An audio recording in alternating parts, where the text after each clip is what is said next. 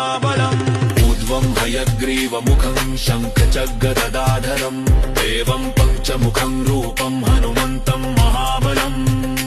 यो स्मरेत् प्रातरुत्थाय सर्वशत्रुभयं हरेत् तं नाशयेत् दुःस्वप्नं शुभं दुष्टग्रहसमुद्भवम्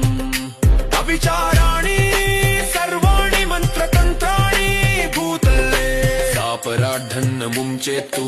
पञ्चवक्त्रं हनूमतं यं यं चिन्तयते कामं तं तं प्राप्नोत्यसंशयम्।